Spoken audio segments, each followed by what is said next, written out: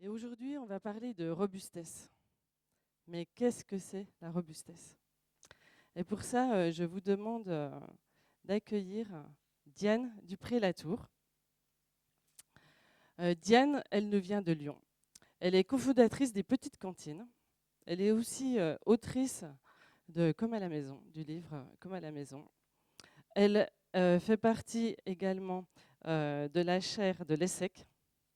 Et elle vient nous parler de robustesse à partir de son exemple des petites cantines, de son expérience des petites cantines. Bienvenue Diane, merci à toi d'être là.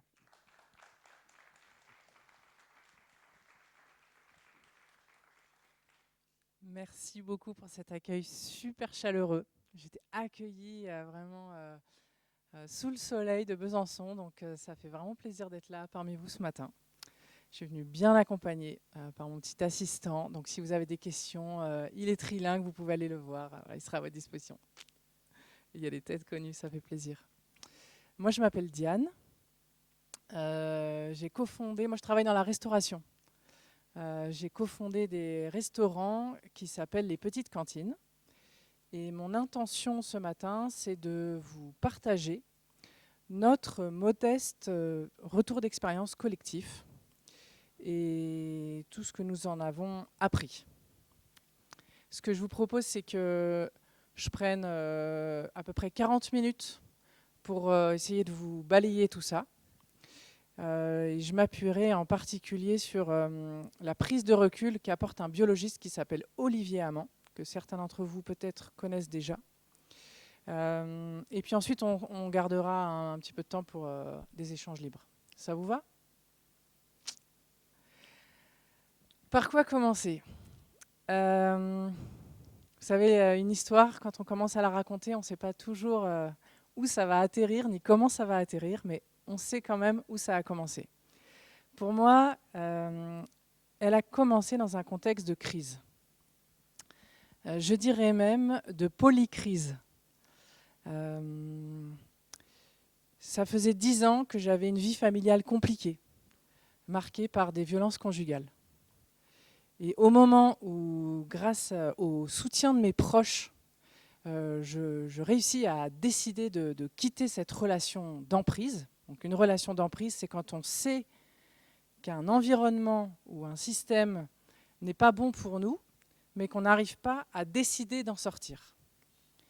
Et au moment où je réussis à décider d'en sortir, mon conjoint décède dans un accident de voiture. Dans le même temps, notre deuxième fils est dans le coma et vont s'en suivre des semaines compliquées et une longue période de convalescence. Pendant cette période de convalescence, moi, j'avais repris le travail. Je travaillais dans un journal économique de la région lyonnaise. Et je me suis trouvée prise dans une crise managériale dans laquelle j'ai été amenée à me positionner. Et voyant qu'il n'y avait pas d'issue favorable, j'ai pris la décision de quitter mon travail. Donc, je me retrouvais en situation de deuil, un deuil complexe, avec 3 enfants à charge, dont un qui sortait du coma, qui devait donc récupérer l'ensemble de ses facultés, et sans travail. Je pense que vu de l'extérieur, ma situation n'était pas très enviable.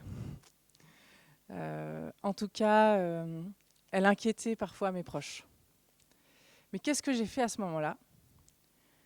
Et je pense que ça a été l'une des décisions les plus salutaires de cette période. J'ai décidé de me mettre en situation d'inconfort. Le confort, on est dans une société qui nous en renvoie une image extrêmement positive et qui nous renvoie une image plutôt négative de l'inconfort. Je ne sais pas ce que ça représente pour vous, le confort. J'ai eu la chance de participer à quelque chose qui s'appelle le laboratoire des inconforts, qui a été imaginé par Rolré Auchois et Fanny Oliveros. Et ces deux chercheurs, ces deux explorateurs ont mis à notre conscience que notre vision binaire, le confort c'est positif, l'inconfort c'est négatif, a ses limites. Le confort, il peut être matériel ou il peut être immatériel.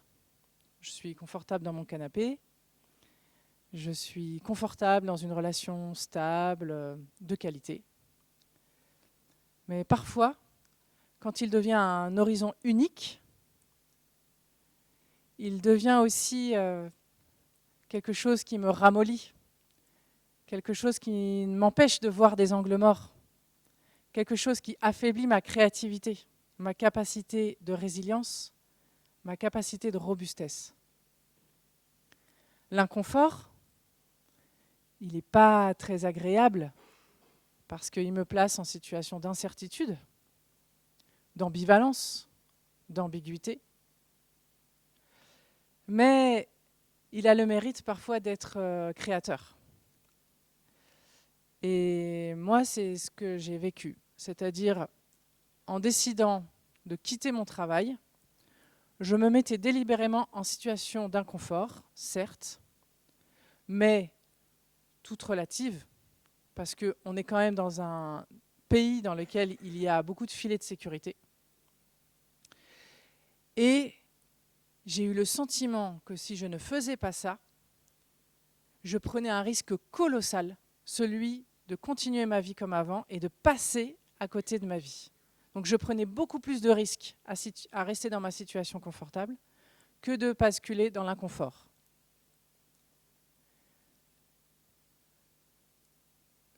Me mettre en situation d'inconfort m'a permis de voir en creux ce qui comptait vraiment pour moi. Moi, j'aime bien la citation de Saint-Exupéry qui dit « La perfection, c'est pas quand il n'y a plus rien à rajouter, c'est quand il n'y a plus rien à enlever. » Quand on enlève sa carte de visite, quand on enlève son statut social de couple, c'est une manière d'entrer en relation, hein, d'être en couple ou d'être célibataire. Quand on se concentre sur les nécessités, la routine quotidienne avec ses enfants, qu'est-ce qui reste vraiment? Qu'est-ce qui devient à ce moment-là sacré? J'aime bien hein, sacré, parce qu'on entend qu'est-ce que sacré, en fait. Qu'est-ce qui crée vraiment de la valeur dans ma vie? Et à ce moment-là, au bout de quelques mois, je me suis dit, mais en fait, le plus important pour moi dans ma vie, c'est les relations. C'est la qualité des relations. Peut-être que certains d'entre vous connaissent cette célèbre étude d'Harvard qui a étudié une cohorte pendant 80 ans, 85 ans, je ne sais plus, et qui a suivi des hommes avec des parcours de vie extrêmement différents aux États-Unis. Certains sont devenus riches, certains étaient de milieux sociaux moins privilégiés, certains ont eu des maladies, certains ont eu des fractures dans leur vie. Il y a eu de tout, en fait. Mais à la fin de leur vie, la question qui leur a été posée, c'est « Qu'est-ce qui vous a rendu heureux ?» Et à chaque fois, dans tous les contextes, la réponse était « La qualité de mes relations ». Et c'est dans ce contexte que j'ai décidé de me concentrer sur qu'est-ce qui allait créer des belles relations dans ma vie. Donc moi, j'ai une question à vous poser. Pour vous, pour votre propre organisation, quelles sont vos situations de confort et vos situations d'inconfort? Et est-ce qu'il est possible de changer de regard dessus? Non pas, la question n'est pas de fuir l'inconfort ni de fuir le confort, mais peut-être de placer le regard autrement. Est-ce qu'il y a des situations dans lesquelles le confort coupe mon équipe ou mon organisation de sa créativité potentielle? Ou des liens qu'il pourrait y avoir entre différents services ou différents échelons hiérarchiques. C'est le fameux exemple, vous savez, quand vous êtes dans un train, personne ne se parle, sauf quand tout d'un coup, ils s'arrêtent. Et là, les gens commencent à se parler, et l'atmosphère se détend, voilà, il y a des choses qui peuvent se passer, parfois même des gens qui prennent un verre ensemble au bar, qui s'entraident, qui se passent un chargeur et qui s'accompagnent à la sortie du train pour faire un trajet ensemble. L'entraide naît du bug dans la situation confortable qui était prévue. Il n'y a pas juste un envers du décor au confort ou à l'inconfort. Il y a aussi parfois des effets de bord, des effets contre-productifs. Parfois, mon propre confort est nourri par l'inconfort d'autres personnes ou d'autres catégories de population, à l'échelle locale ou à l'échelle internationale. Et du coup, je trouve que c'est intéressant de se poser la question pour sa propre organisation. Quels sont les inconforts collectifs ou invisibles, peut-être, qui nourrissent le confort de ma propre organisation? Il ne s'agit pas d'avoir une culpabilité à cet égard, il s'agit juste de voir, tiens, où sont mes liens? Et ensuite, je vais pouvoir choisir, est-ce que je maintiens ces liens ou pas?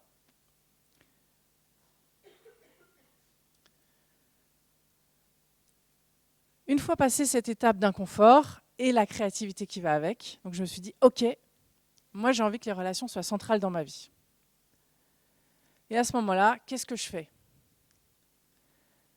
Eh bien, j'ai réfléchi, non pas au projet que je pouvais créer, je n'ai pas réfléchi à une solution toute faite, mais j'ai réfléchi aux relations que je pouvais moi-même vivre pour créer le contexte favorable et faire advenir un projet qui corresponde à cette intention-là. Donc vous avez vu, je n'ai vraiment pas été très performante dans ma manière de... Je n'ai pas été très efficace.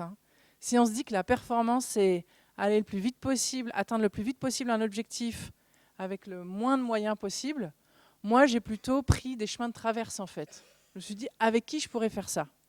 Et au lieu d'aller voir des gens que je connaissais bien, donc plutôt confortables, plutôt environnement certain, de mon environnement proche, je suis allée chercher non pas le premier cercle, mais le deuxième, voire troisième, voire quatrième cercle. Parce que je me suis, à ce moment-là, appuyée de manière très empirique, sans en avoir conscience, sur la force des liens faibles. Je ne sais pas si vous connaissez cette théorie d'un sociologue américain dans les années 70, qui s'est aperçu que parfois les liens qui nous sont les plus utiles ne sont pas ceux qui sont les plus intenses, c'est-à-dire ceux qui nous sont les plus proches.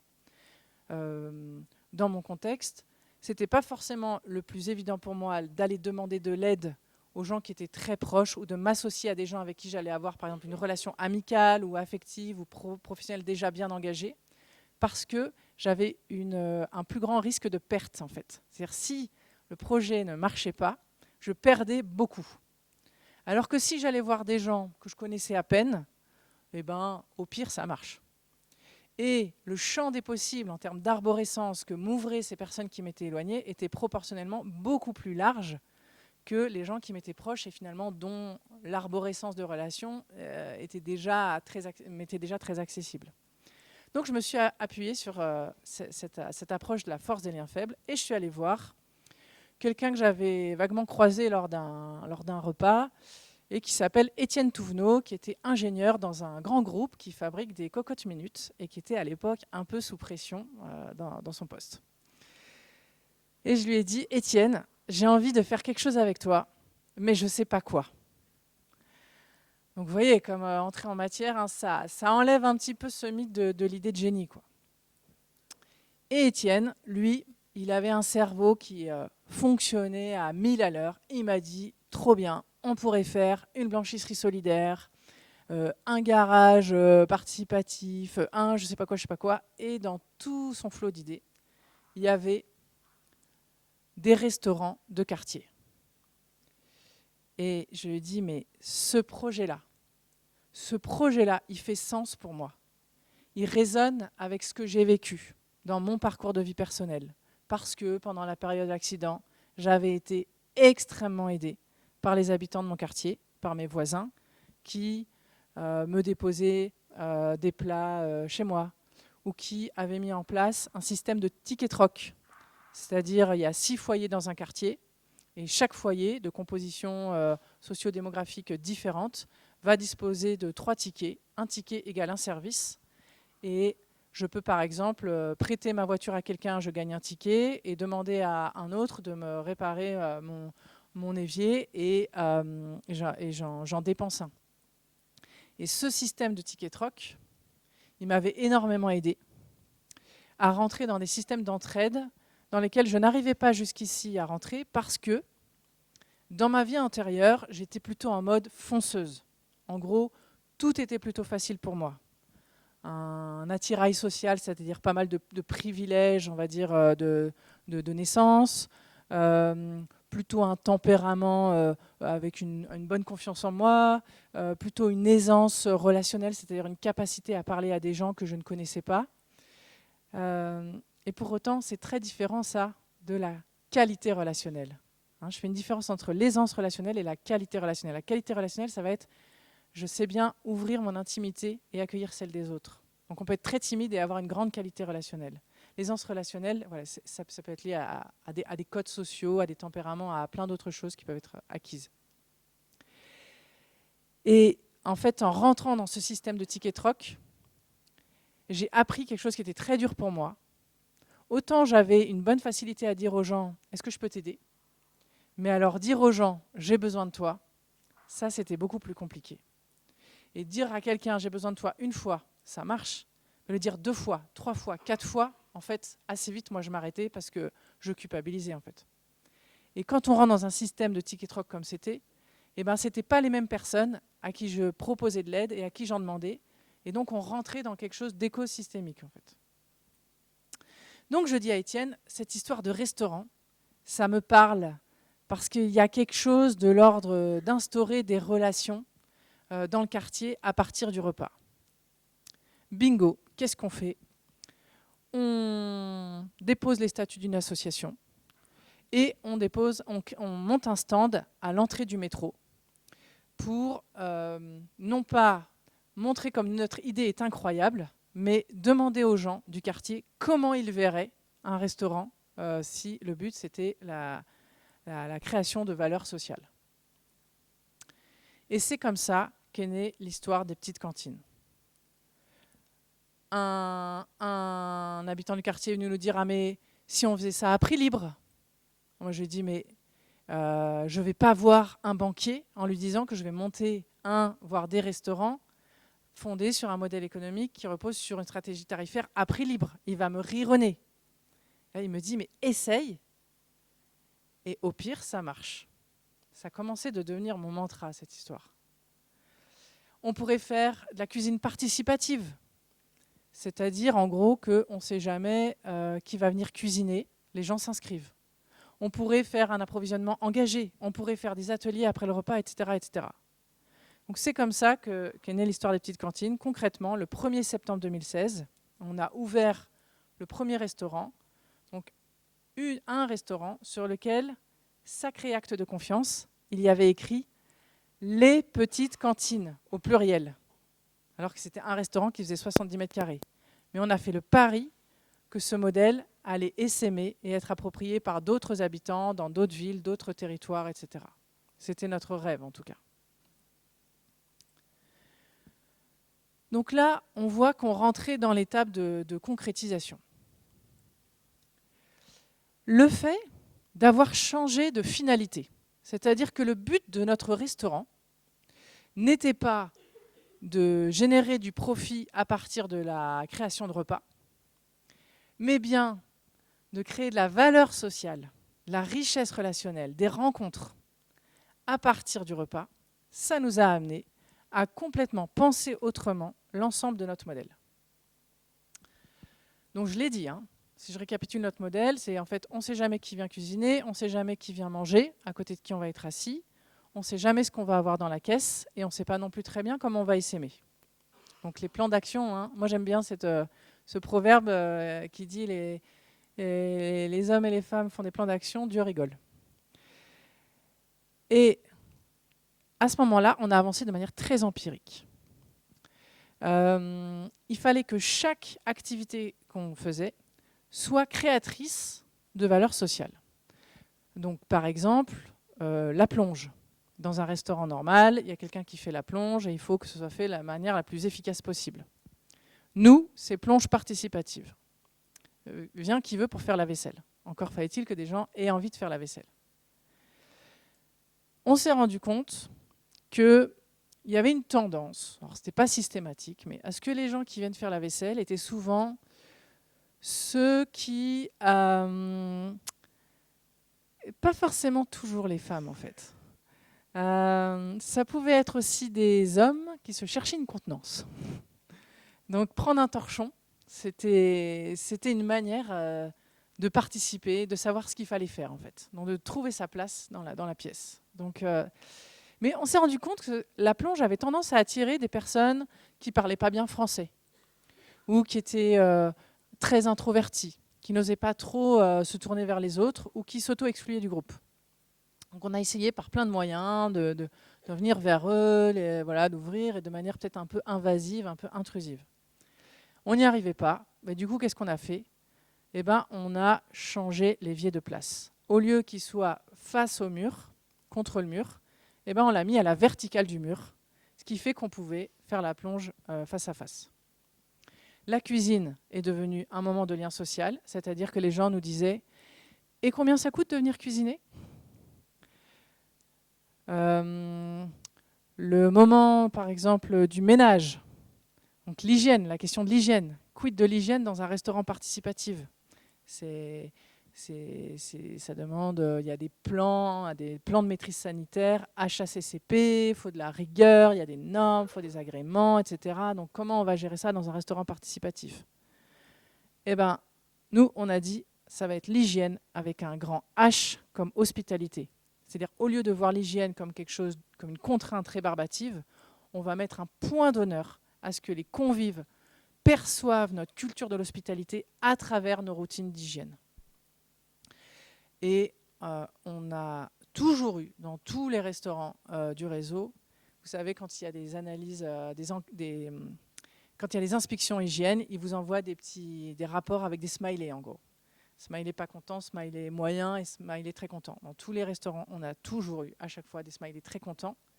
Et en plus, l'inspecteur hygiène nous disait à la fin de l'inspection, c'est la première fois que je suis accueillie comme ça dans un restaurant.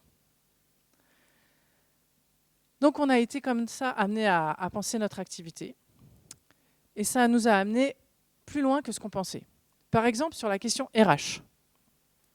Moi, jusqu'ici, j'avais toujours appris à recruter des salariés en fonction de leurs compétences.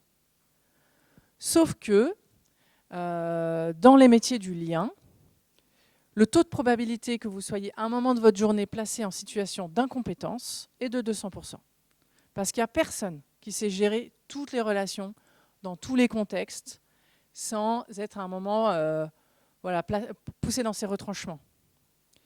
Donc la question, certes, c'est quelles sont tes compétences, mais c'est aussi et surtout, lorsque tu seras en situation d'incompétence, comment tu vas réagir ? Est-ce que tu vas te mettre en mode passif ? Est-ce que tu vas fuir ? Est-ce que tu vas devenir super agressif ? Enfin, est-ce que tu vas rentrer dans des dysfonctionnements ? Est-ce que tu vas avoir une approche constructive ? Est-ce que tu te connais suffisamment pour pouvoir dire ? Et de quel accompagnement as-tu besoin ? Donc vous avez vu, on ne recrute pas du tout les salariés de la même manière quand ils sont dans un métier aussi exposé que des métiers du lien dans une société qui déconstruit le lien. On s'est rendu compte, par exemple, que ce n'étaient pas du tout les mêmes zones du cerveau qui étaient sollicitées. Par exemple, un cadre, quand il est dans un bureau, il a une certaine partie du cerveau, donc plutôt la partie qui va traiter toutes les informations rationnelles, la cohérence, tous ces sujets-là, voilà, qui va être sursollicitée, très active. Alors que dans un restaurant où n'importe qui peut pousser la porte à n'importe quel moment, ça va être plutôt la partie limbique du cerveau qui va être sollicitée. Ça ne veut pas dire qu'il ne doit pas solliciter la partie rationnelle parce qu'il doit quand même faire tourner le restaurant, en fait. Gérer ses stocks, gérer sa caisse, etc. Donc, en fait, les deux sont sollicités. Et ça provoque une fatigabilité qui n'est pas la même que dans des bureaux classiques, en fait, dans des réunions classiques. Donc comment aujourd'hui on prend ça en compte dans l'accompagnement de nos cadres? Ça nous a amené par exemple à retravailler notre posture employeur et à mettre sur place un pool de coachs qu'on appelle les coachs SOS Girafe. Je ne sais pas s'il y en a parmi nous qui ont fait déjà de la communication non violente. Quelques-uns, ouais. Et ben, dans la communication non violente, il y a 2 animaux totems. Il y a le chacal qui va dire tu n'as pas fait ça, tu je sais pas quoi, voilà, qui va tendance à accuser l'autre. Et il y a la girafe, qui est l'animal de la savane qui a le plus long cou, mais aussi le plus gros cœur, parce qu'il faut faire pompe pour que le sang aille jusqu'en haut du cou. Et c'est aussi un animal donc, qui va symboliser une très forte empathie. Nous, on a besoin non pas de salariés ultra empathiques en permanence, qui font l'éponge avec tout ce qui passe, mais de salariés qui ont la posture méta, c'est-à-dire qui analysent la situation, qui comprennent les besoins qui sont en train de s'exprimer et qui vont proposer des solutions pour y répondre.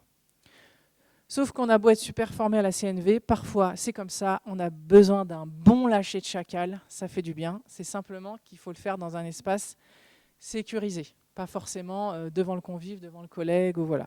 Parfois on a besoin que la parole circule différemment ou autre. Donc chaque membre du projet a le droit à 3 rendez-vous avec un coach, au-delà de... Donc, ces 3 rendez-vous sont strictement confidentiels, etc. Au-delà de 3 rendez-vous, on considère que c'est une problématique qui soit doit être traitée à une échelle plus globale du réseau, soit à un niveau plus personnel pour le collaborateur. Donc ça, c'est un exemple. Autre exemple, on a pas mal été proactif vis-à-vis de la médecine du travail. Je ne sais pas, vous, comment sont vos relations avec la médecine du travail, mais nous, on a conscience qu'on invente quelque part un nouveau métier, qu'on n'a pas la science infuse, qu'on peut se prendre des gadins, et que ce n'est pas du tout parce qu'on a un projet qui est super vertueux dans son impact auprès des convives, auprès du territoire, auprès de ses parties prenantes, qu'en interne, on est forcément aussi vertueux. On peut très bien avoir des bénéficiaires sur le papier et avoir des maléficiaires en interne. Cette dichotomie selon laquelle on est malheureux en entreprise et heureux en association, on sait très bien qu'elle est fausse aujourd'hui. Donc, on a besoin d'abord de structuration, de RH, etc. Et on sait qu'on ne sait pas tout. Et donc le fait d'avoir une démarche proactive vis-à-vis du médecin du travail, c'est-à-dire de l'appeler, lui dire voilà notre métier, il est un petit peu particulier. Venez voir ce qu'on vit, etc. et quelles sont vos recommandations. Ça introduit une relation avec une partie prenante comme le médecin du travail qui n'a rien à voir avec quand il intervient uniquement en situation de crise, en fait. Voilà, donc c'est des exemples. Autre exemple sur le modèle, le prix libre. Alors, moi, quand on a démarré le prix libre, on a démarré avec un capital sympathie très fort. Ah, c'est trop sympa ce resto, le prix n'est pas un frein, c'est vraiment super altruiste, super généreux comme dynamique. Oui, sachant que nous, on avait quand même cet objectif aussi, enfin en tout cas c'était une nécessité d'avoir un modèle économique qui visait l'autonomie. C'est-à-dire on ne souhaitait pas, dans la mesure du possible, dépendre de subventions de fonctionnement. On a dans notre modèle de la philanthropie ou de la subvention, mais c'est pour les investissements, donc pour tous les travaux, au moment où on trouve un local, toute l'ingénierie de projet, etc. Mais le jour où le restaurant ouvre ses portes, on essaye au maximum d'être autonome sur l'exploitation. Et en fait, on a déchanté, quoi. C'est-à-dire, le prix libre s'est avéré autant un frein qu'un atout pour le projet. Pourquoi ? Parce que une partie des gens dits riches se disaient « Ah, c'est super sympa ce projet à prix libre, ça doit être top pour les personnes en précarité ». Parce qu'ils associaient la stratégie tarifaire du prix libre à un comportement prosocial au sens caritatif. Et des personnes en précarité disaient « Ah, c'est trop sympa le prix libre, je vais pouvoir donner ce que je veux, mais en fait, j'ai honte de ne pas pouvoir donner à la hauteur de la structure de coût qui est affichée. Donc, au lieu de venir toutes les semaines, je vais venir une fois par mois parce que je n'ai pas envie d'être pris pour un passager clandestin. Je n'ai pas envie de moi-même me considérer comme étant pas à la hauteur, on va dire, de ce qu'on m'offre en face. Donc, en fait, on s'est rendu compte que ce qu'on pensait être une expérience hyper positive, en fait, était un dilemme énorme au moment de la caisse.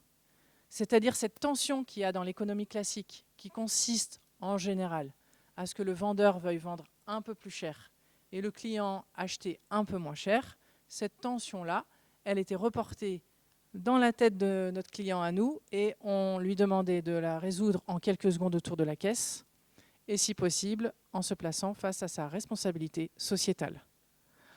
Pour un moment détente, il y a mieux quand même. Donc il nous a fallu pas mal turbiner pour essayer de comprendre, déjà de décrire très précisément qu'est-ce qui se passe dans l'expérience du prix libre. Ça m'a amené à rencontrer notamment un neuroéconomiste qui s'appelle Sacha Bourgeois-Gironde, qui me dit mais c'est normal qu'il y ait un bug en fait au moment de la caisse, parce que les gens viennent avec une posture de comportement, on va dire, d'ouverture sociale. Donc c'est une certaine partie du cerveau. Mais la question de combien je vais payer, c'est une autre partie du cerveau qui va être sur le calcul en fait. Donc le calcul, voilà, les proportions, etc. Et en plus, on est dans une société où, comme il n'y a pas de transparence de la structure de coût, c'est-à-dire, je ne sais pas quelle est la structure de coût de vos entreprises. Est-ce que vous communiquez dessus auprès de vos parties prenantes, de vos clients, etc.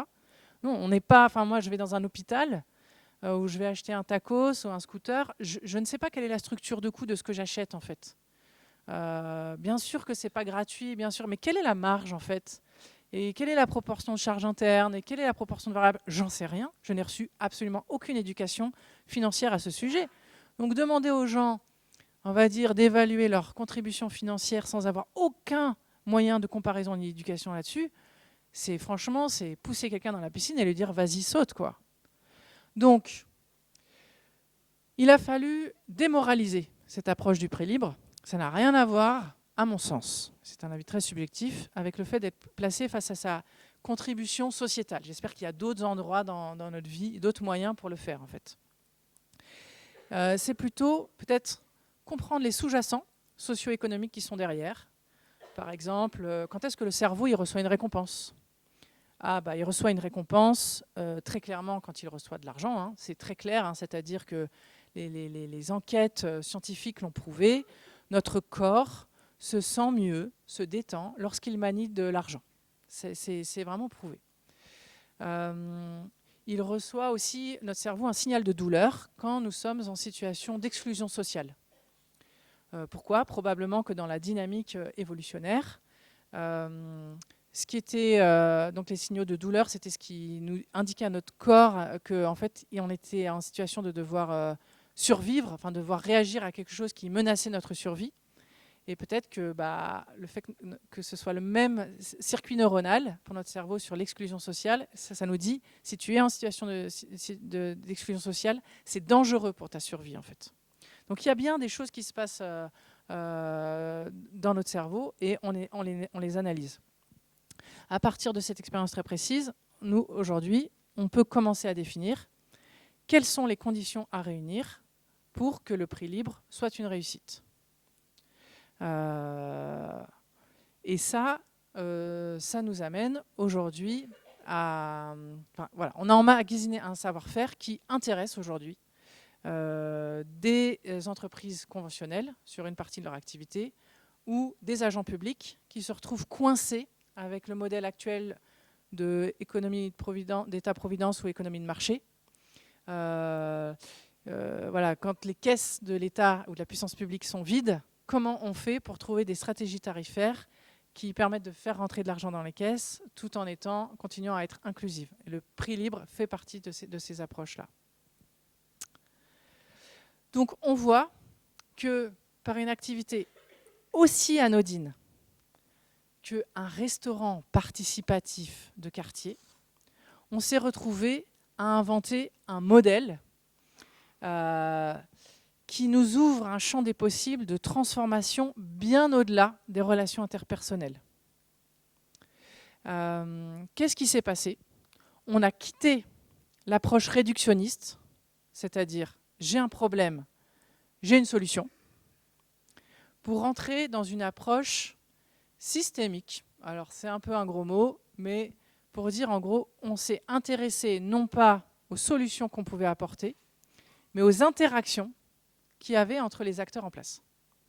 Et en faisant ça, en s'intéressant aux relations, on s'est intéressé à l'émergence de l'écosystème qui va créer les conditions favorables pour que la solution émerge. Mais la solution, en fait, on l'a vu, elle n'est venue ni d'Étienne, ni de moi. Donc, ça nous fait sortir de cette approche. Moi, j'aime bien, il y a des acteurs de l'exploration systémique, je pense en particulier à Cyril Tassard et tout le collectif qu'il y a autour, qui nous dit, mais est-ce qu'on réalise ce qui se passe quand on fait des pitchs de start-up? À chaque fois, on dit, voilà le problème que j'ai rencontré, voilà la solution que je propose, et voilà comment je vais la déployer à grande échelle, et voilà de quoi j'ai besoin. Une approche solutionniste à souhait. Salut, c'est moi, je suis dans le camp du bien, je suis le sauveur, et vous allez voir, ça va super bien marcher, soutenez-moi, et je vais lever plein de millions d'euros. Les petites cantines ont levé 5 millions d'euros uniquement en s'intéressant aux relations qu'il y a entre les gens, en fait. Et c'est la solution qui a émergé d'elle-même de cet écosystème. Aujourd'hui, on en est où? Donc, les petites cantines vont ouvrir leur 15e restaurant le 30 septembre à Bordeaux. Une dizaine d'autres restaurants sont dans les cartons et vont ouvrir dans les prochains mois. On accompagne également des projets en marque blanche, c'est-à-dire des restaurants qui sont intéressés par la boîte à outils et par l'approche des petites cantines, qui veulent se mettre dans cette finalité de service du lien social, qui peuvent être des structures lucratives ou non lucratives, peu importe. Et pour moi, la lucrativité, c'est un moyen au service d'eux. Donc, pas, parce que souvent on dit les assos à but non lucratif, comme si c'était une finalité. C'est un moyen, la lucrativité. Et donc on les accompagne, voilà, et c'est des restaurants qui vont s'ouvrir sous d'autres marques, d'autres couleurs, d'autres manières de faire, peut-être aussi parfois. On s'est dit aussi, bon, si on continue à essaimer ce modèle de restaurant, on risque de devenir une grosse grenouille qui va produire des effets, une telle complexité qu'on va produire des effets contre-productifs et risquer de ne plus vivre entre nous ce qu'on a envie de faire vivre dans notre modèle. C'est un peu l'approche du chou romanesco. Vous voyez le chou romanesco, c'est-à-dire la forme d'une petite partie du chou est exactement la même forme que l'ensemble du chou. C'est l'approche fractale en fait. Et nous, on s'est dit, plafonnons notre développement. Vous savez, parfois, on se dit, vous en êtes à combien de petites cantines? Vous allez aller jusqu'à combien? Waouh, c'est vachement bien. Quelle croissance! Waouh! Et si on changeait de critère de réussite? Et si, au lieu de considérer qu'une organisation qui réussit, c'est une organisation en perpétuelle croissance. Et si on se disait qu'une organisation qui réussit, c'est une organisation qui reste reliée, quoi qu'il arrive. Reliée, ok, mais avec quel type de lien? Des liens de domination, dans un sens ou dans l'autre. On est aussi bien responsable quand on domine les autres que quand on se laisse dominer. Ou des liens de coopération. Et à la racine de la coopération, il y a quoi? C'est un petit ingrédient qui commence par un C. C'est pas le curry, mais je pense que vous savez ce que c'est. La confiance. La confiance, c'est quoi? Pour moi, c'est un pari sur la valeur de la relation. La confiance, c'est comme un muscle. C'est-à-dire, la bonne nouvelle, c'est qu'il n'y a personne qui n'a pas ce muscle. Il n'y a aucune organisation qui n'a pas ce muscle. On l'a tous à l'intérieur. C'est juste que parfois, pour des questions d'histoire, de parcours de vie, ce muscle, il est un peu atrophié. Alors, quand un muscle est atrophié, qu'est-ce que je fais? Moi, je vais chez le kiné et je vais faire des petits exercices pour le remuscler de manière douce et de plus en plus. Et c'est un peu comme le périnée. Vous voyez, le périnée, voilà, moi j'ai eu 4 enfants, et à chaque fois après j'ai fait une rééducation du périnée, et la première fois, la sage-femme, elle m'a dit « Est-ce que vous voyez où est votre périnée ?» Je dis « Oh ben non, pas du tout en fait. » Je ne conscientisais pas où était ce muscle, ni quel était son rôle. Et donc, elle m'a expliqué où est-ce qu'il était, à quoi il servait, etc. Et elle m'a appris comment le remuscler. Et ben la confiance, c'est comme le périnée de la société. C'est-à-dire, au début, il faut en prendre conscience de comment ça fonctionne. Et puis ensuite, on le remuscle et ça permet que tous les organes ensuite se remettent à la bonne place. Et peut-être pour terminer, vous dire, moi, ce que j'en retiens vraiment, je ne vais pas pouvoir le faire toute seule, j'ai besoin de 2 volontaires. Est-ce que 2 volontaires veulent bien se lever et venir à moi?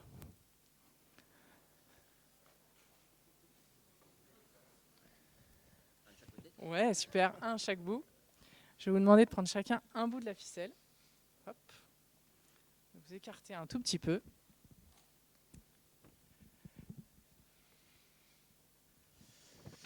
Moi, le truc que j'ai retenu, alors c'est un peu simplificateur, hein, c'est un peu pour vulgariser, hein, mais c'est que la croissance, c'est quoi? C'est quand je vais avoir comme critère, pas forcément principal, mais on va dire central, prédominant, le fait de m'interroger sur la valeur perçue du profit.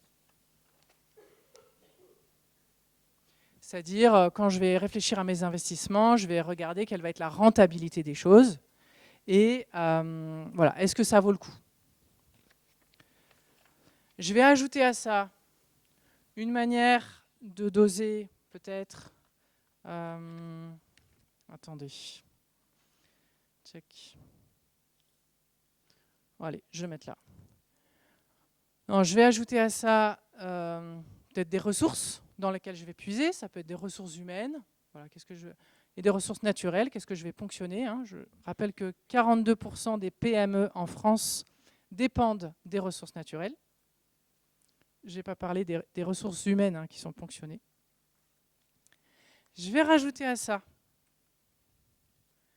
une petite dose de rapport au risque. Je vais maîtriser mon risque. Donc le risque, c'est quoi? C'est quand je vais évaluer qu'est-ce que je gagne et qu'est-ce que je perds. Je vais pouvoir faire du calcul de probabilité et je vais pouvoir quantifier ça. Et en fait, ça va relever plutôt du domaine du contrôle versus du lâcher-prise. Je vais doser où est-ce que je lâche prise et où est-ce que je garde le contrôle. Aujourd'hui, au bout de 10 ans, je peux dire que ce qui fait le succès des petites cantines, c'est qu'on a fondé notre modèle sur la confiance. Non plus sur la valeur perçue du profit, même si c'est important de l'avoir de la rentabilité, mais plutôt sur la valeur perçue de la relation, parce que c'est elle qui va créer de la valeur. J'essaye au maximum de ne pas être dans l'extraction, mais plutôt dans l'action, parce que l'inverse de la confiance, parfois on croit que c'est le doute ou la méfiance, alors qu'à mon sens, le doute, c'est sain. Ça fait partie du processus de confiance. En revanche, l'inverse de la confiance, c'est plutôt, à mon sens, l'inaction. Je ne fais pas confiance, c'est simple, je n'y vais pas. C'est un peu la différence entre un bateau qui est au port et un bateau qui est accalminé. Un bateau qui est au port, c'est un bateau qui a décidé de jeter l'ancre et de se mettre en sécurité, de se poser là. Il ne va pas bouger, il va être immobile. Un bateau qui est accalminé, c'est un bateau qui est censé être en train de naviguer, mais il n'y a pas de vent dans ses voiles en fait. Il est même pas immobile, il ballotte en fait en fonction de ce qui se passe autour de lui. Il va réagir comme ça, il va falloir rééquilibrer le bateau pour pas qu'il tombe, qu'il tangue, etc. On va être non pas dans l'action, mais dans la réaction. Il n'est pas piloté. Or, si on se dit que la confiance est un muscle, chaque action va permettre de remuscler la confiance. Et je ne suis pas tant en train de naviguer dans mon rapport au risque, parce que moi, perso, j'aime pas le risque en fait. J'aime bien, moi je suis plutôt quelqu'un de prudent, j'aime bien un peu, j'aime pas le danger particulièrement en fait. Par contre, j'ai accepté l'incertitude. L'incertitude, contrairement au risque, elle ne se calcule pas, elle ne se mesure pas. Elle ne répond pas à la question « qu'est-ce que je gagne ? Qu'est-ce que je perds ?» Elle ne dépend pas de ma dynamique de contrôle ni de lâcher prise. Elle dépend de mon humilité. Est-ce que j'accepte de ne pas savoir ce qui va se passer ? Et le taux de probabilité que ce qui en ressorte soit créateur de valeur est colossal. Peut-être que ça va mal se passer. Et dans ces cas-là, je me dis, c'est simplement un impôt sur la confiance. C'est-à-dire, je paye des impôts quand je gagne de l'argent et je reverse une partie. Voilà. Et bien, c'est pareil. La confiance, 9 fois sur 10, c'est le pari gagnant. Mais parfois, il y a un petit impôt à verser à la vie et c'est OK pour moi. Je vous remercie pour votre attention. Merci à tous les deux. Merci beaucoup. On peut reposer.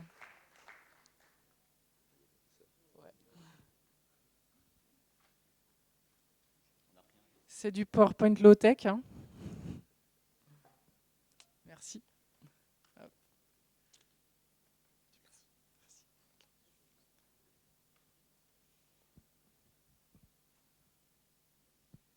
Est-ce que vous avez des questions pour Diane?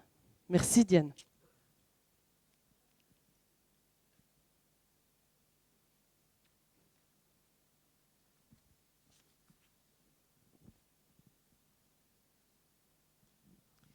Merci beaucoup Diane pour cette présentation très riche. Tu as parlé du contrainte du prix libre, tu as parlé de problématiques, mais tu n'as pas, à mon sens, donné la solution. C'était quoi la solution de ce dilemme du prix libre? Comment est-ce que vous avez résolu ça? On n'a pas complètement fini de la résoudre. Cependant, aujourd'hui, peut-être pour être très factuel, 60 à 80% des revenus des petites cantines, des restaurants, provient du prix libre. Ça veut dire que donc aujourd'hui, il y a 35 salariés, il y a des loyers, il y a un approvisionnement engagé, bio, local, circuit court, etc. Donc voilà, ça coûte cher. L'idée, c'est pas d'être correctement rémunérer l'approvisionnement et d'avoir des salaires qui tiennent la route au niveau des cadres. Aujourd'hui, on arrive à couvrir 60 à 80% de nos charges là-dessus. Le delta, il y a un delta restant qui est fait par de la privatisation de restaurants pour les entreprises ou voilà,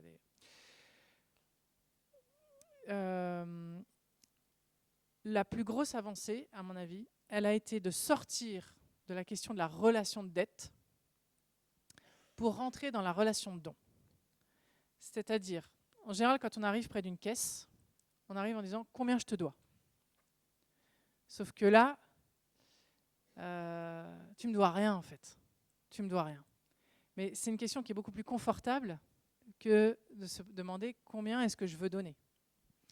Donc les deux questions que nous posent les convives à ce moment-là, c'est combien ça vous coûte, donc transparence sur la structure de coût. Moi, je pense qu'une entreprise qui souhaite s'engager très activement dans la transition, lorsqu'elle gagne en transparence sur sa structure de coût, je pense qu'elle rend un service immense à l'évolution de notre modèle économique. Elle fait de l'éducation citoyenne, en fait. Et ensuite, la deuxième question que nous posent les gens, c'est combien donnent les autres ? Hein, je vais être sûr que je ne suis pas le seul en fait, à me faire avoir, en gros. Parce que c'est l'avantage d'un supermarché. Hein. Peu importe qu'on se fasse avoir, on se fait tous avoir. De toute façon, on paye tous le même prix, en fait. C'est le fameux syndrome du garagiste qui... Moi, j'y connais rien en voiture. Je vais voir les garagistes. Je dis alors combien ça va me coûter ? Ah, ma petite dame. Et puis il a les mains dégueulasses. Et puis c'est là, je me dis oh là là, c'est sûr que je vais me faire avoir là en fait. Au moins dans un supermarché, il n'y a pas ça quoi. Et là, c'est voilà, combien donnent les autres ? Pour ça, à mon sens, en fait, il faut réussir à décorréler, en fait, à transformer l'expérience en caisse. c'est quand même... c'est un étonnement pour moi de voir que spontanément, nous avons reproduit aux petites cantines des caisses, comme si elles étaient dans une caisse de supermarché, donc avec une attente de comportement qui est, moi je vais dans un supermarché, je veux que ça aille vite la caisse, je veux pas trop qu'on me parle, et voilà, je veux qu'il n'y ait pas trop de queue en fait. Aux petites cantines, on fait ça, mais en moins bien en fait, parce que c'est associatif, parce qu'en fait on n'a pas exactement peut-être les mêmes moyens de paiement, pas la même orga, etc. Et donc c'est un peu moins bien. C'est un peu moins bien, oui, c'est plus lent, mais les gens se parlent. Il y a de la relation, on discute, on fait connaissance, il y a des choses qui sont partagées. Et à ce moment-là, le convive va nous dire ouah, j'ai fait une belle rencontre aujourd'hui. Ou bien j'ai pris une initiative que j'aurais jamais pensé prendre. Ou bien j'ai décidé de faire ça, j'ai pris une décision. Donc en fait, qu'est-ce qui va être verbalisé à ce moment-là? C'est tout ce qu'ils ont reçu pendant le repas. Et au lieu d'être dans la logique, qu'est-ce que je gagne, qu'est-ce que je perds, ils rentrent dans la logique, à cause de ces caisses moins performantes, en fait, dans la logique de parler de qu'est-ce qu'ils donnent et qu'est-ce qu'ils reçoivent. Qu'est-ce que je reçois, qu'est-ce que je donne, qu'est-ce que je donne, qu'est-ce que je reçois. Et en fait, c'est bien plus ce muscle-là qui sous-tend le lien social et qui crée de la valeur sociale que qu'est-ce que je gagne, qu'est-ce que je perds. C'est anthropologiquement fondé. Hein. On va chercher des chercheurs comme Marcel Mauss, comme Alain Caillé, etc. Et du coup, ça veut dire qu'il faut repenser nos expériences en caisse. Non plus déjà qu'elles soient des caisses, mais qu'elles soient plutôt des caisses de résonance de qu'est-ce que j'ai donné, qu'est-ce que j'ai reçu. C'est intéressant de mener une expérience quand un convive, et l'expérience est en cours, mais on ne l'a pas terminée.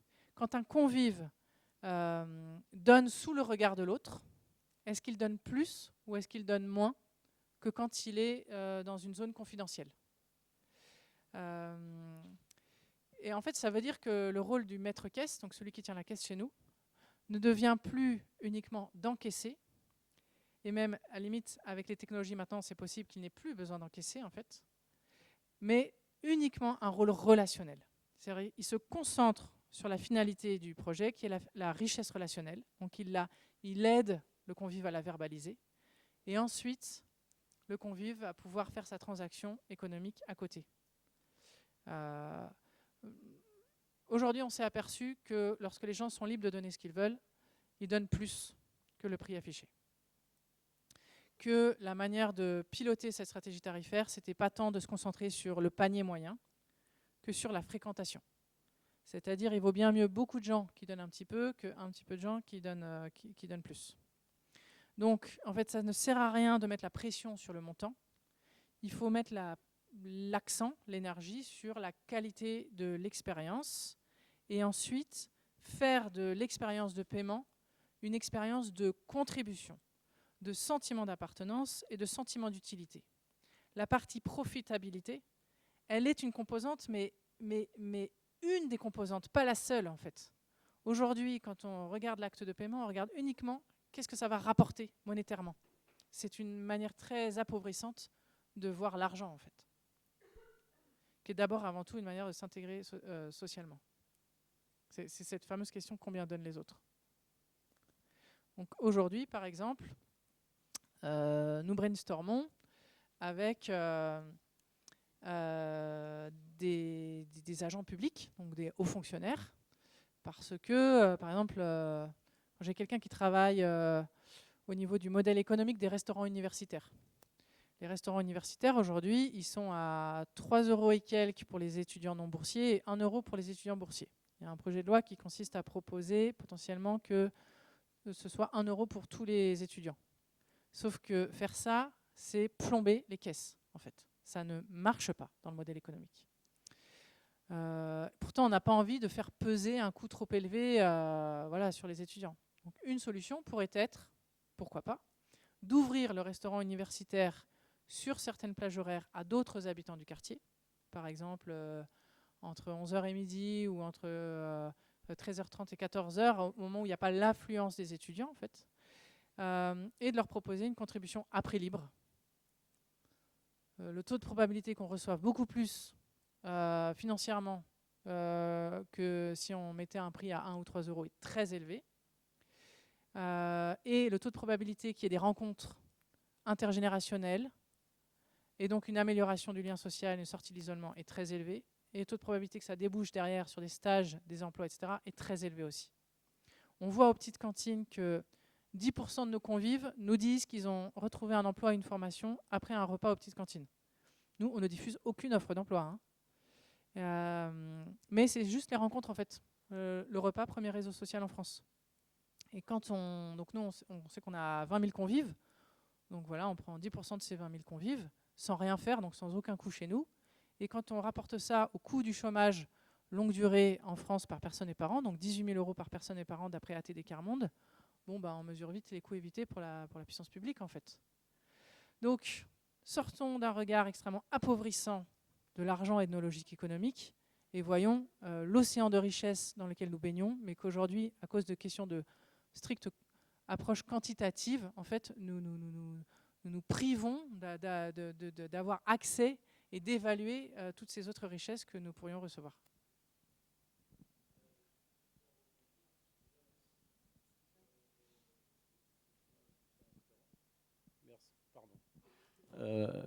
Merci parce que je trouve ça inspirant. Merci pour ton partage de vie également, parce que tu n'es pas obligé. Et je trouve que tu nous fais confiance quand tu nous donnes ça. Ça ouvre la route avant. Ça nous emmène justement au bon endroit là-haut et au bon endroit ici. Tu parles du don dans la gestion chiffre d'affaires. Je vais transposer ça au RH. Est-ce que cette culture du don qui fait tourner les petites cantines entraîne une forme, on va dire, parallèle, pas tout à fait la même, hein, mais de culture du don au niveau des salariés? Et comment elle s'exprime? Comment ça impacte le turnover? Comment ça impacte l'absentéisme? Comment ça impacte l'envie de bosser? Comment ça impacte la relation entre managers et associés, enfin, et salariés, etc. Oui. Alors là, c'est un peu comme tout, c'est-à-dire les choses peuvent avoir un aspect positif et un aspect négatif. Là, je vais plutôt le prendre sous l'aspect négatif. C'est-à-dire dans le contexte très particulier des petites cantines, où il y a un très fort sens, un très fort sentiment de contribution, etc., et un poste finalement très exposé socialement, hein, c'est limite le GIGN du lien social, en fait. Faut imaginer la diversité qu'accueillent nos responsables de cantine.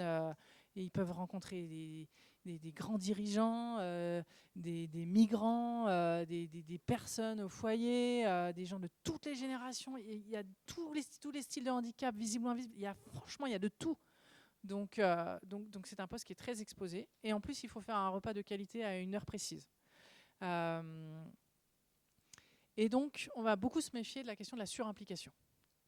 La surimplication. Et donc, quand on recrute un membre dans l'équipe, et ensuite, tout au long de son parcours, on va s'attacher à la question des limites. On a fait un séminaire entier sur la question des limites personnelles, des limites du concept, parce que ça reste un concept avec ses forces et ses fragilités, ses imperfections. Et ça, il est sorti de cerveau humain, donc il est imparfait en fait. Donc comment on verbalise collectivement dans l'organisation les limites de ce qu'on fait, et comment on verbalise aussi les limites de nos fonctionnements en réseau.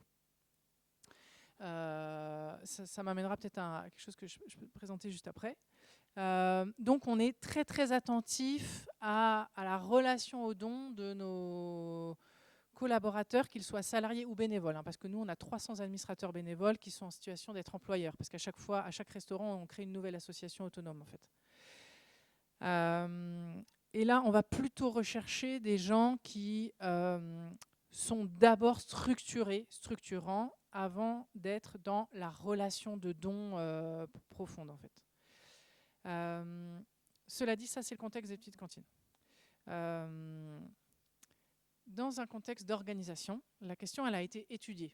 C'est-à-dire, oui, aujourd'hui, il y a des contrats de travail qui régulent les relations employeur-employé, mais en fait, ça masque des relations de don énormes. Et il y a un livre là-dessus très bien qui s'appelle « La révolution du don », qui a été écrit par un psychologue qui s'appelle Jean-Édouard Grézy, et avec ce sociologue que j'ai cité tout à l'heure qui s'appelle Alain Caillé, spécialiste du don. Il dit, mais en fait, quand un binôme l'employeur-salarié ne reconnaît pas qu'en fait il est dans une relation de don réciproque, ça crée des pathologies dans la relation. Et peu importe la qualité du contrat de travail qu'il y a derrière. Et donc, lui, il va caractériser ça à travers 4 verbes. Quelle est la capacité à demander, de part et d'autre? Quelle est la capacité à donner, de part et d'autre? Quelle est la capacité à recevoir, de part et d'autre? Et quelle est la capacité à rendre, de part et d'autre? Et ensuite, parce que voilà, c'est pas si facile, hein. Il y a des gens qui savent pas recevoir, ils savent pas. Voilà. Et puis, parfois, on reste bloqué sur un des 4 verbes. On est toujours celui qui demande, toujours celui qui donne, toujours celui qui reçoit, etc. Et donc, comment on pense bien les choses de manière circulaire au sein de l'organisation? Parce que derrière, la capacité d'engagement des collaborateurs est colossale.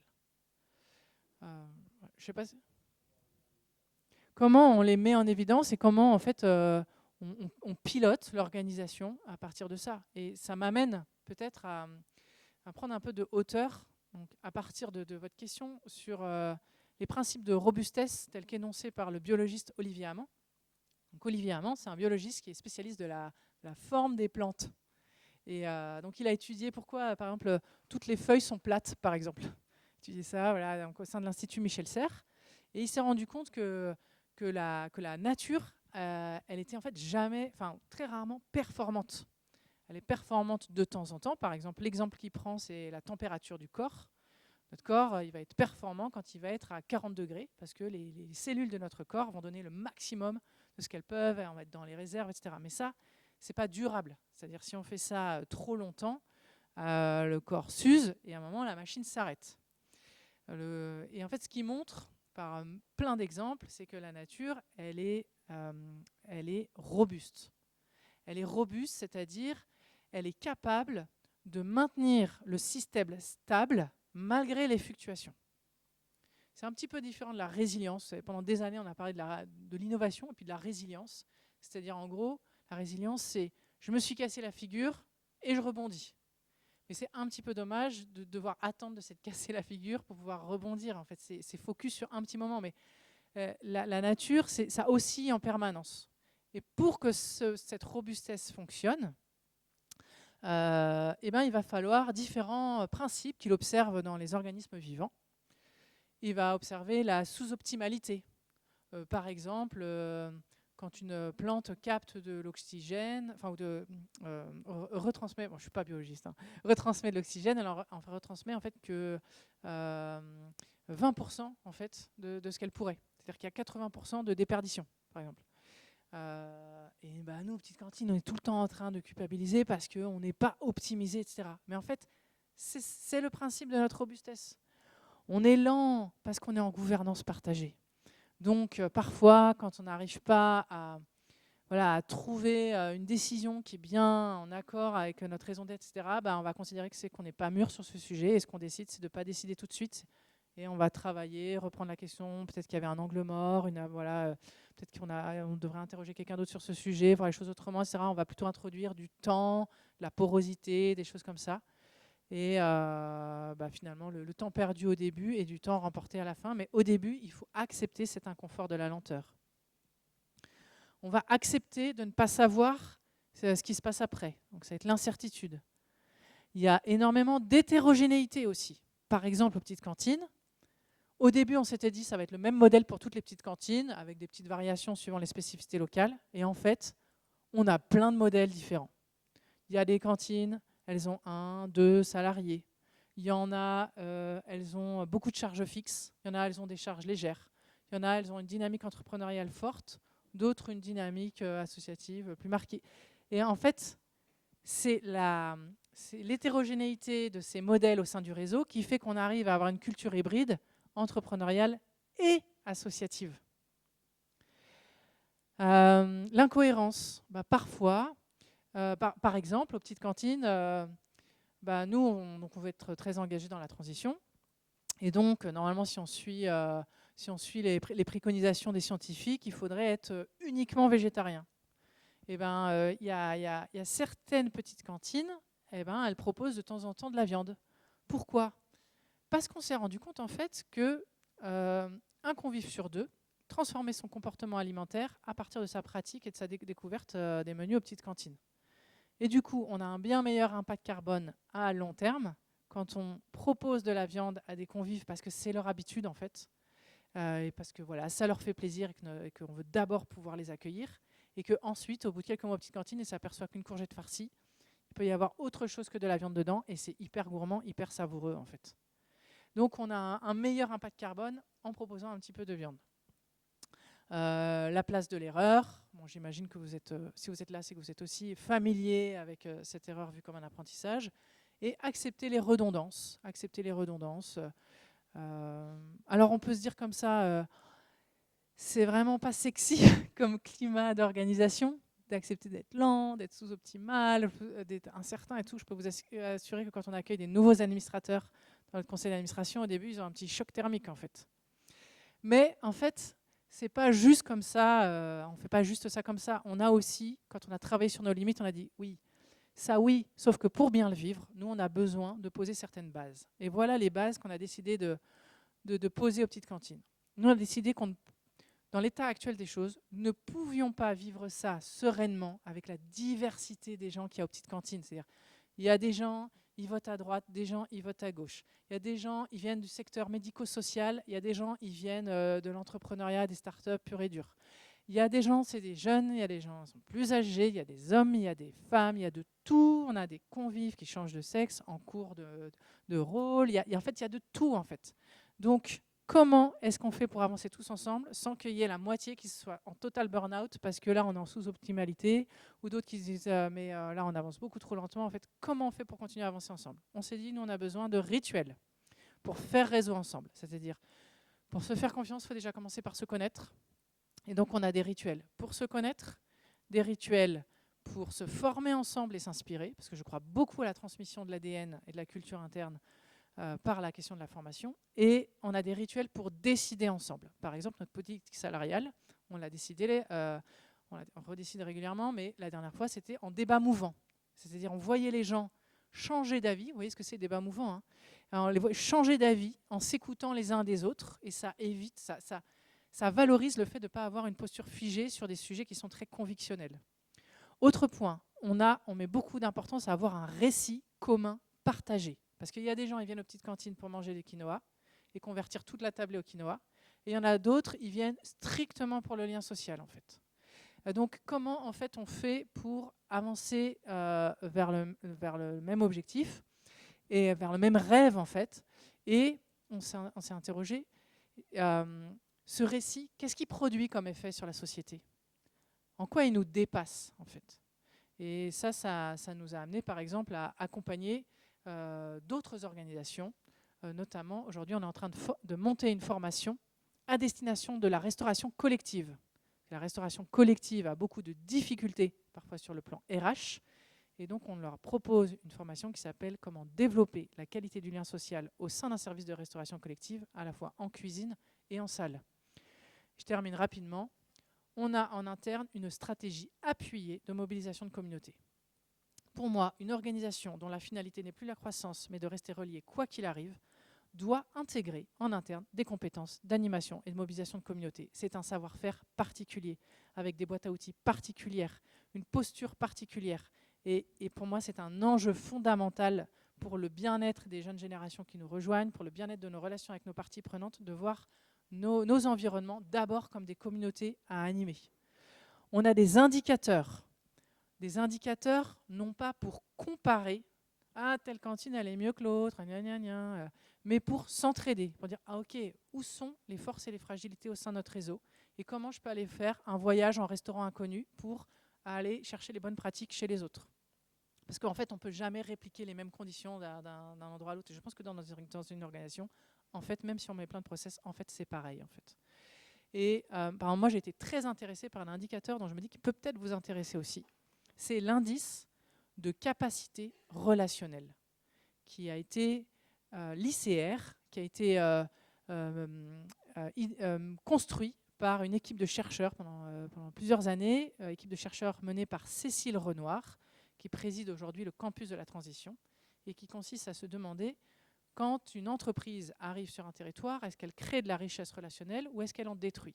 C'est un indicateur, l'indice de capacité relationnelle, qui aujourd'hui est reconnu au niveau de la Banque mondiale, de l'ONU, des grandes organisations, etc., et qui fait partie des 17 indicateurs qui ont été présentés au Sénat le 3 juillet dernier par l'ADEME comme indice de sobriété territoriale créatrice de valeur. Avant-dernier point, la rigueur à tous les étages. C'est chouette le sens, c'est chouette la joie, c'est chouette la communauté, tout ça c'est super important, les relations sociales, etc. La rigueur, la rigueur, la rigueur, la rigueur, en fait. C'est très important dans la construction aussi des relations de confiance. Et enfin, la fin des fonctions support. L'administratif, c'est super stratégique. Donc on n'appelle plus aujourd'hui fonction support au sens où c'est des fonctions qui sont, on va dire comme si elles étaient des fonctions de seconde zone dans l'entreprise, mais c'est des fonctions qui sont stratégiques, en fait, qui sont au niveau de la vie des gens elles-mêmes, en fait, eux-mêmes. Donc, on leur donne toute leur lettre de noblesse. On ne peut pas souhaiter la fin des inégalités dans la société si on ne commence pas à enlever la hiérarchie sociale entre les fonctions au sein de notre organisation. Merci Diane. Merci.